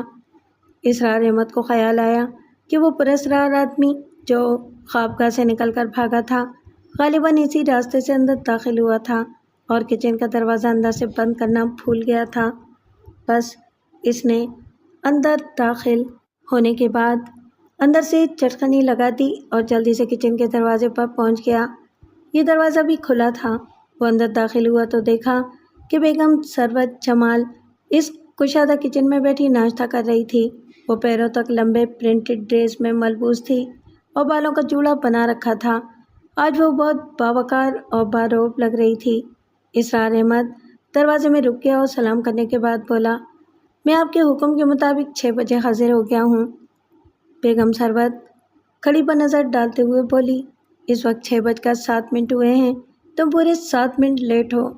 دروازہ بند کر دو اور بیٹھو۔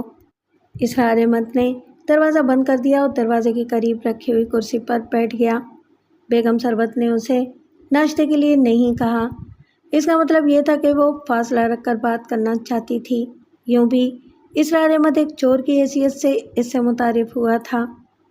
میں بہت مصروف عورت ہوں، بیگم ثروت نے طویل توقف کے بعد کہا۔ ہو سکتا ہے کہ تمہیں وقت کی اہمیت کا اندازہ نہ ہو، لیکن میری زندگی میں 5 منٹ بھی بہت اہمیت رکھتے ہیں۔ اب تمہارا کیا ارادہ ہے؟ میں اپنے باپ کی موت کا انتقام لینا چاہتا ہوں، سردار احمد نے کہا۔ میں مشورہ کرنے کے لیے آپ کے پاس حاضر ہوا ہوں۔ کس سے انتقام لینا چاہتے ہو؟ سردار علی سے، اسرار احمد پرجوش لہجے میں بولا، کیونکہ اصل مجرم وہی ہے۔ اس نے سوچے سمجھے منصوبے کے تحت میرے والد کو ٹریپ کیا تھا۔ پولیس کو اس نے رشوت دے کر ساتھ ملایا تھا۔ سوچو کہ 100 چوروں میں ایک شریف آدمی نہیں رہ سکتا۔ یا تو اسے چور بن جانا چاہیے یا جگہ چھوڑ دینا چاہیے۔ انتقام کس طرح لوگے؟ میں سردار علی کو قتل کرنا چاہتا ہوں۔ تمہیں کیا فائدہ ہوگا؟ بیگم سربت توس کا ٹکڑا منہ میں رکھتے ہوئے بولی، اس شہر میں ہزاروں سردار علی موجود ہیں، مجھے دوسروں سے کوئی واسطہ نہیں۔ میں نے سردار علی کے بارے میں تھوڑی سی معلومات حاصل کی ہیں۔ وہ کروڑ پتی آدمی ہیں اور اس وقت اس کے کنسٹرکشن کے 4 منصوبے زیر تعمیر ہیں۔ اس کے علاوہ اس کی ایک فیکٹری اور کچھ ایکسپورٹ بزنس بھی ہے۔ مجھے اتنی تفصیل معلوم نہیں ہے۔ احمد، میں تمہیں ٹپ دے رہی ہوں۔ جی، میں سمجھا نہیں۔ مردہ ہاتھی 1.25 لاکھ کا ہوتا ہے، مگر مردہ آدمی 1.25 روپے کا بھی نہیں ہوتا۔ زندہ سردار علی 10-20 لاکھ روپے کا چیک لکھ سکتا ہے، مگر مردہ سردار علی 10 روپے کا چیک بھی نہیں لکھ سکتا۔ کچھ سمجھ میں آیا؟ مم، میرا خیال ہے کہ شاید آپ سردار علی کے اغوا کا مشورہ دے رہی ہیں۔ تمہاری اس بارے میں کیا رائے ہے؟ میں اغوا بھی کر سکتا ہوں، لیکن میرے پاس کوئی ایسا ٹھکانہ نہیں ہے جہاں سردار علی کو رکھا جا سکے۔ جگہ کا انتظام ہو جائے گا، لیکن ایک بات سوچ لو، اس کام میں واپسی نہیں ہوتی۔ اس وقت میرا دماغ ایسی باتیں سوچنے کے قابل نہیں ہے۔ میرے اندر آگ لگی ہوئی ہے۔ اس کی ایک وجہ یہ بھی ہے کہ تم بے روزگار ہو اور خالی ہاتھ ہو۔ اگر تمہیں 10 لاکھ روپے مل جائیں تو پھر یہ آگ نہیں رہے گی، انتقام کا انداز بھی بدل جائے گا۔ ہمیں پیسوں کی بھی ضرورت ہے۔ میں سردار علی کو اغوا بھی کر سکتا ہوں، بس آپ کی مدد میرے ساتھ ہونی چاہیے۔ گڈ، تو یہ بات طے ہو گئی کہ تم اغوا کر سکتے ہو۔ فی الحال ایسا کرو کہ ایک موٹر سائیکل کرائے پر لے لو اور کم سے کم 10 دن تک سردار علی کی نگرانی کرو اور اس کے معمولات کو نوٹ کرتے رہو۔ مثلاً وہ کتنے بجے گھر سے نکلتا ہے، دفتر میں کتنی دیر بیٹھتا ہے، کنسٹرکشن سائٹ تک کتنے بجے جاتا ہے، عام طور پر اس کے ساتھ کتنے آدمی ہوتے ہیں، تفریح وغیرہ کرنے کہاں جاتا ہے، اور کون کون سا ایسا موقع ہے جب اسے اغوا کیا جا سکتا ہے۔ بیگم صاحبہ، آپ ایک بات بھول رہی ہیں، سردار علی مجھے پہچانتا ہے۔ اسے فوراً پتہ چل جائے گا کہ میں اسے نقصان پہنچانے کا ارادہ رکھتا ہوں۔ یہ کوئی مسئلہ نہیں ہے، تم ہیلمٹ پہن کر اس کا تعاقب کرو گے۔ اس تعاقب کے دوران تم اپنا معمول کا لباس نہیں پہنو گے، بلکہ ایسا لباس پہنو گے جو تم نے پوری زندگی میں کبھی نہیں پہنا ہوگا۔ دوسری بات یہ ہے کہ تم اپنے چہرے میں تھوڑی سی تبدیلی کر سکتے ہو۔ بالوں کا اسٹائل تبدیل کر لو، داڑھی رکھ لو یا چہرے اور ہاتھوں پر ہلکے سیاہ رنگ کی کریم مل کر ان کا رنگ تبدیل کر لو، اس سے خاصا فرق پڑ جاتا ہے۔ تیسری بات یہ کہ تم کم سے کم 100 گز کا فاصلہ رکھ کر تعاقب کرو گے۔ آج کل سڑکوں پر اتنا ٹریفک ہوتا ہے کہ 100 گز کی دوری سے تعاقب کرنے والے پر شک نہیں کیا جا سکتا۔ اتنے فاصلے سے تعاقب برقرار رکھنا مشکل ہوگا۔ کسی چوراہے پر بتی اچانک سرخ ہو جائے گی اور مجھے رکنا پڑ جائے گا۔ ایسا اتفاق بہت کم ہوگا، لیکن اگر ایسی صورت پیدا ہو جائے تو تعاقب ترک کر دینا۔ چند روز کے بعد تمہیں اس بات کا بخوبی اندازہ ہو جائے گا کہ سردار علی کس وقت کہاں جاتا ہے۔ 10-12 دن کے بعد تم مجھے تعاقب کی تفصیلی رپورٹ دو گے۔ اس کے بعد ہم یہ غور کریں گے کہ اغوا کے لیے کون سا موقع زیادہ بہتر رہے گا۔ ٹھیک ہے، میں 2-3 روز کے بعد یہ کام شروع کر دوں گا، لیکن میرے پاس خرچے کے لیے پیسے نہیں ہیں۔ پیسے تمہیں ابھی مل جائیں گے، لیکن ایک بات یاد رکھو، یہ ایک طرح کی اسائنمنٹ ہوگی۔ تم صرف اغوا کرو گے، تاوان وصول کرنے کا انتظام میں کروں گی۔ تمہیں اس کام کے 5 سے 10 لاکھ روپے تک مل جائیں گے۔ कम से कम 5 लाख और ज़्यादा से ज़्यादा 10 लाख। इस बारे में तुम कोई सवाल और जवाब नहीं करोगे। तुम मेरे हुक्म पर काम करोगे, यानी मेरे कहने पर अगवा करोगे और मेरे कहने पर रिहा करोगे। इसका मतलब है कि तावान में जो रकम वसूल होगी इसका बड़ा हिस्सा आपके पास रहेगा। तुम्हें इस सिलसिले में परेशान होने की कोई ज़रूरत नहीं। बेगम साहिबा, आपके पास तो पहले ही बहुत दौलत है, आप और दौलत क्या करेंगी? जिसके पास ज़्यादा दौलत होती है इसकी फाजिल ज़रूरतें भी ज़्यादा होती हैं।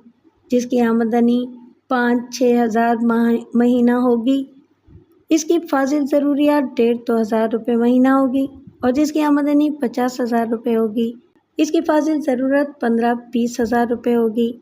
मेरे पास करोड़ों रुपए हैं, इसलिए मेरी फाजिल ज़रूरियात लाखों रुपए है। लेकिन तुम्हें इस बात में उलझने की ज़रूरत नहीं। तुम सिर्फ ये देखो कि तुम्हें क्या मिल रहा है। ठीक है बेगम साहिबा, मैं यही देखूँगा। मेरे लिए 10 लाख भी बहुत हैं।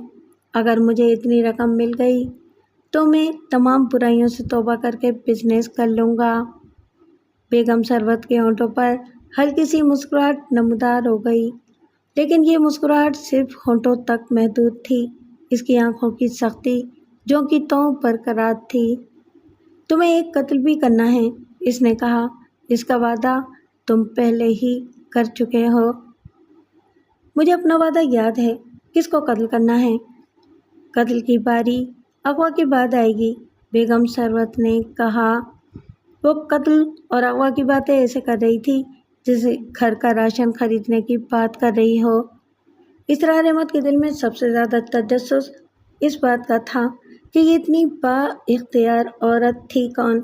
इसने डरते डरते ये सवाल कर ही डाला। बेगम साहिबा, क्या मैं आपके बारे में कुछ जान सकता हूँ? बेगम सरवत ने नाश्ता ख़त्म किया और नैपकिन से हाथ पोंछती हुई खड़ी हो गई। बोली, इसका अभी वक्त नहीं आया और तुम्हारे लिए ये बात अहम नहीं है।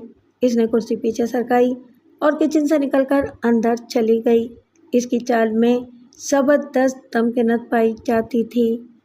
थोड़ी देर के बाद वो वापस आई और नोटों की एक गड्डी इसरार अहमद की तरफ फेंकते हुए बोली, खर्चे के लिए ये रकम काफ़ी होगी। नोटों की गड्डी पर रबर बैंड चढ़ा हुआ था और सबसे ऊपर एक कागज़ भी था जिस पर एक पता लिखा हुआ था। इस कागज़ पर एक बंगले का पता लिखा हुआ है जो स्कीम 33 में है।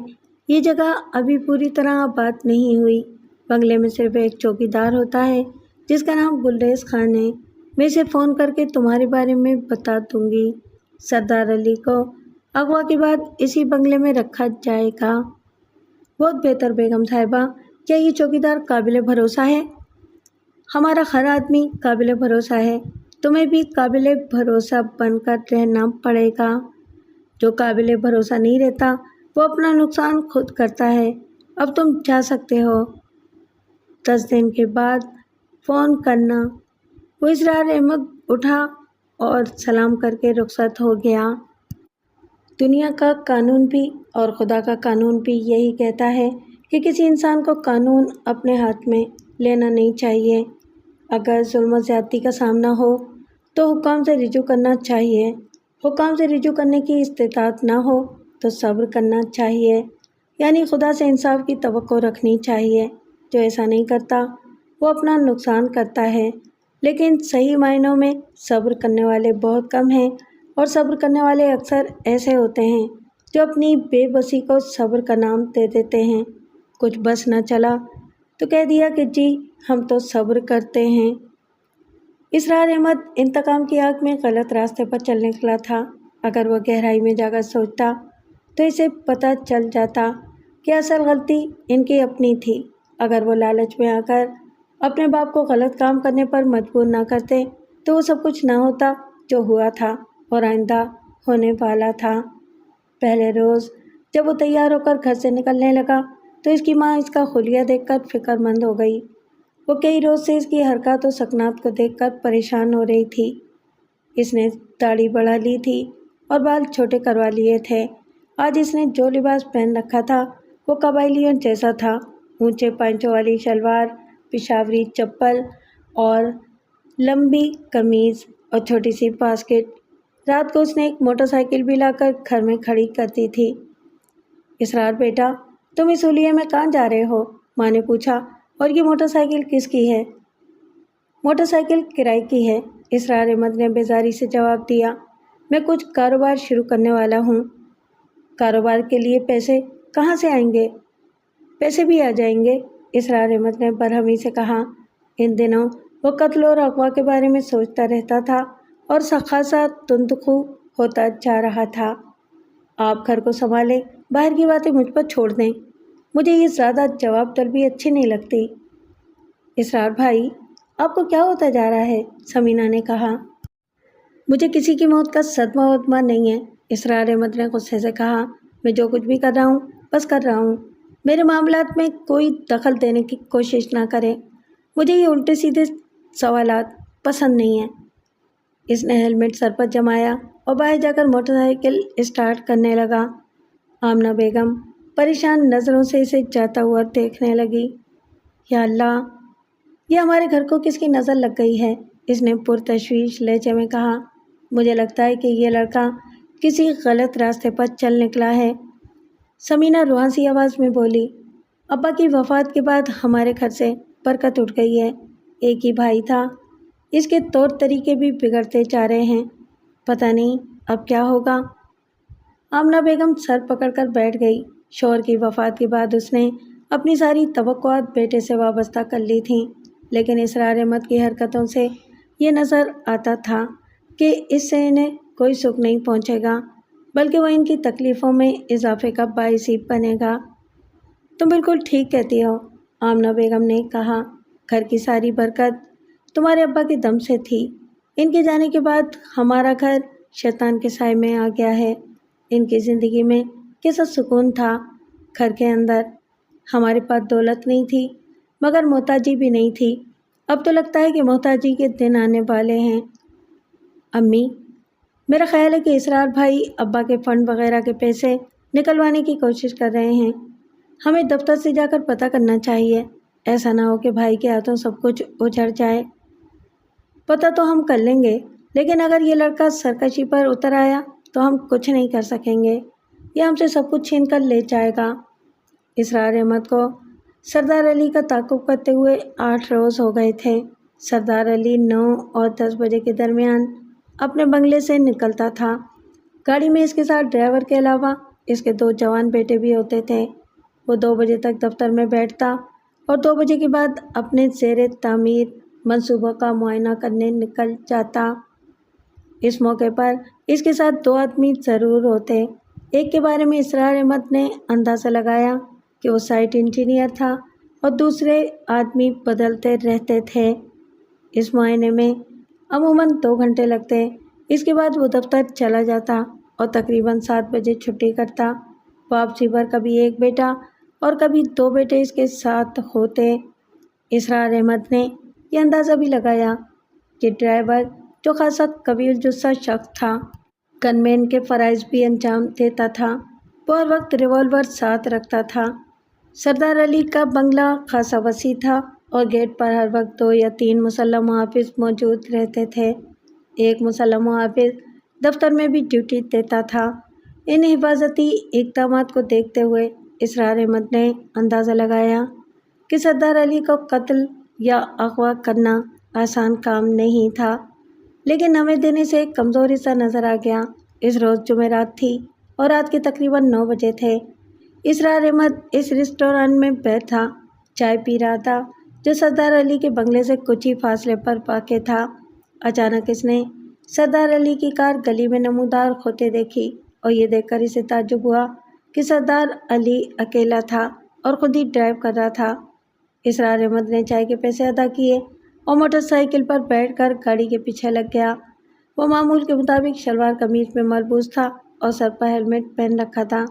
سردار علی کی سفید لانسر راشد مناس روڈ اور یوسف پلازا سے ہوتی ہوئی نارتھ ناظم آباد پہنچ گئی۔ اس وقت سڑکوں پر ٹریفک کا ہجوم خاصا تھا اور اسرار احمد نظروں میں آئے بغیر تعاقب جاری رکھ سکتا تھا۔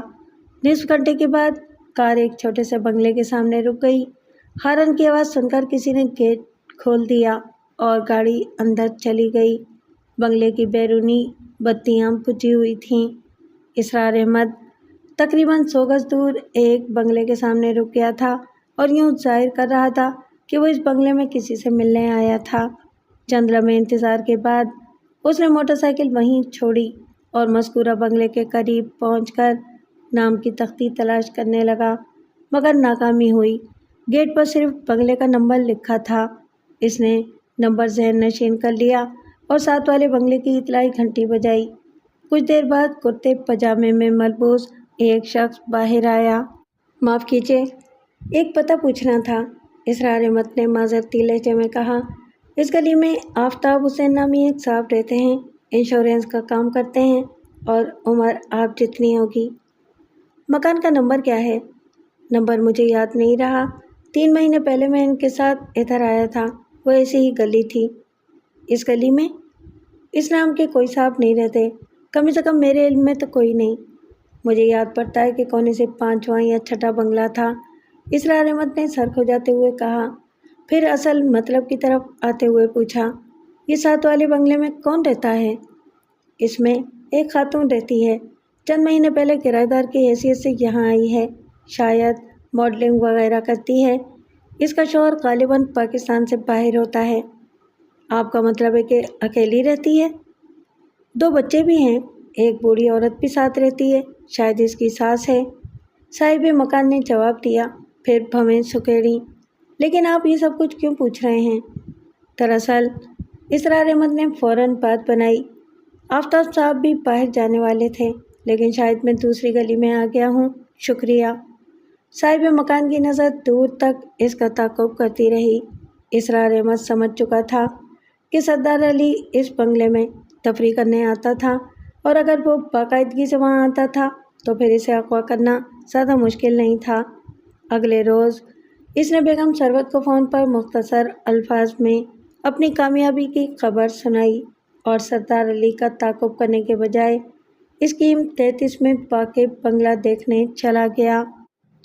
بنگلہ تلاش کرنے میں اسے زیادہ دقت پیش نہیں آئی۔ وہ جگہ آبادی سے کافی دور تھی، وہاں گنتی کے چند مکانات بنے ہوئے تھے، مگر ان میں آبادی کے کوئی آثار نظر نہیں آتے تھے۔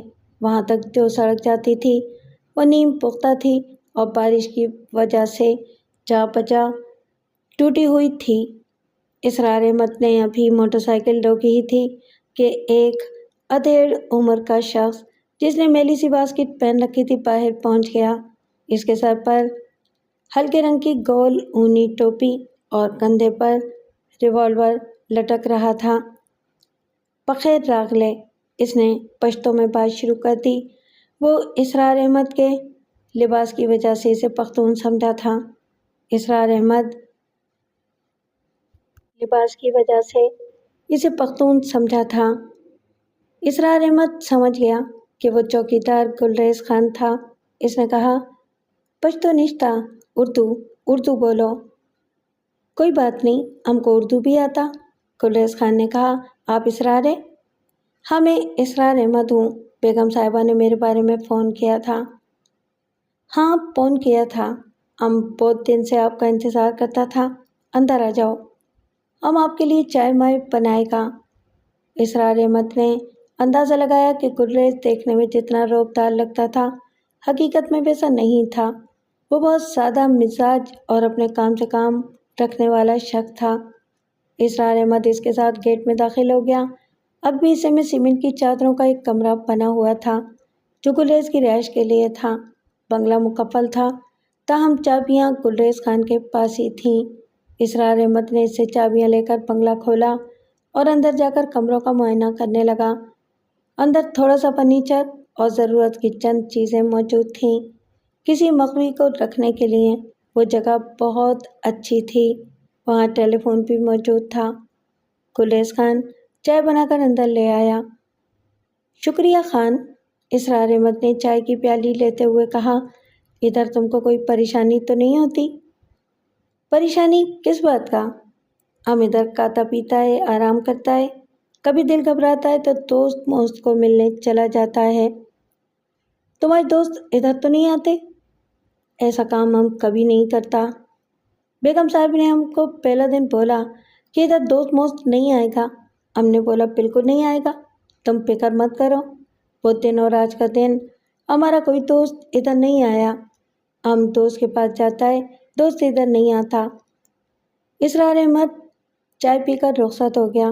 وہ بہت خوش تھا۔ سردار علی کے اغوا کا کام بڑا آسان نظر آتا تھا۔ چند دنوں کے اندر وہ لاکھوں کا مالک بننے والا تھا، لیکن ایک بات اسے پریشان کر رہی تھی۔ اس کے لیے تنہا وہ کام کرنا مشکل تھا، کم سے کم ایک ساتھی بہت ضروری تھا۔ بیگم ثروت کے ساتھ اس زمین میں کوئی بات نہیں ہوئی تھی۔ سوچتے سوچتے اسرار احمد کو اپنا ایک پرانا دوست یاد آیا۔ اس کا نام چھٹن خان تھا۔ اس کا باپ قصائی تھا۔ اس نے آبائی پیشہ اختیار کرنے کے بجائے چوری چکاری اور دادا گیری کی لائن پکڑ لی تھی۔ ایک دفعہ جیل کی ہوا بھی کھا چکا تھا اور اپنے کام میں پختہ ہو کر باہر آیا تھا۔ خاصا دلیر آدمی تھا، لیکن ابھی تک کوئی بڑا ہاتھ مارنے میں کامیاب نہیں ہوا تھا۔ اسرار احمد کو خیال آیا کہ وہ 20-25 ہزار میں خوش ہو جائے گا۔ بس وہ شام کے وقت چھٹن خان کے ٹھکانے پر پہنچ گیا، اور وہ ٹھکانہ ایک بھٹیار خانہ تھا۔